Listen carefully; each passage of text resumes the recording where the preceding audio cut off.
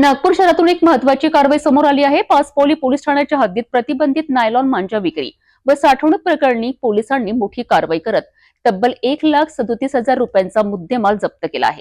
या कारवाईत दोन वेगवेगळ्या गुन्ह्यांमध्ये दोन आरोपींविरोधात गुन्हे दाखल करण्यात आले आहेत। नागपूर शहरातील पाचपौली पोलीस ठाण्याच्या हद्दीत प्रतिबंधित नायलॉन मांजा विक्री विरोधात पोलिसांनी धडक कारवाई केली आहे। गुप्त बातमीदारामार्फत मिळालेल्या माहितीच्या आधारे पाचपौली पोलिसांनी दोन वेगवेगळ्या ठिकाणी छापे टाकले।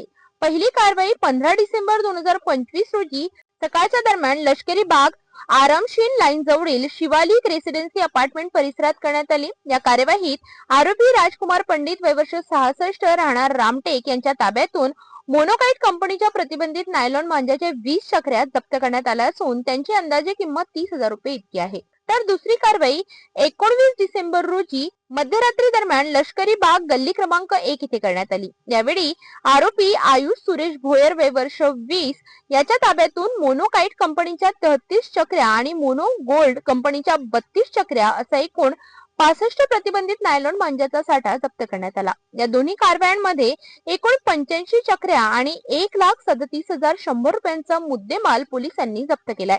प्रतिबंधित नायलॉन मांजा विक्रीवर बंदी असतानाही तसेच पोलीस आयुक्त नागपूर शहर यांच्या आदेशाचे उल्लंघन केल्याप्रकरणी आरोपींविरोधात पर्यावरण संरक्षण अधिनियम 1986 च्या कलम 5 व 15 तसेच भारतीय न्याय संहितेच्या कलम 223 अंतर्गत गुन्हा दाखल करण्यात आला आहे। डीबी पथक हद्दीत पेट्रोलिंग करत असताना राजकुमार पंडित रामटेक आणि आयुष सुरेश भोयर लष्करी बाग आणि परिसरात असं मांजा विक्री करत असताना मिळून आल्याने त्यांच्याकडून टोटल दोन्ही आरोपी आहे टोटल 1,37,100 रुपयाचा मुद्देमाल जप्त करण्यात आले आणि दोन वेगवेगळे गुन्हे दाखल करण्यात आलेले आहे।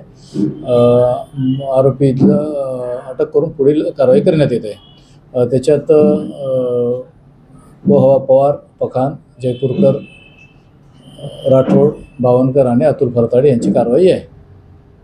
बरोबर वरिष्ठांच्या मार्गदर्शन राहते अशा अवैध धंदे किंवा असा जीव घेण्या टाईप जे असा नायलॉन मांजा आहे त्याच्यावर कारवाई केली पाहिजे अशा सूचनेनुसार कारवाई करण्यात आली। प्रतिबंधित नायलॉन मांजामुळे अनेक वेळा मानव, पक्षी आणि जनावरांचे जीव धोक्यात येत असतात।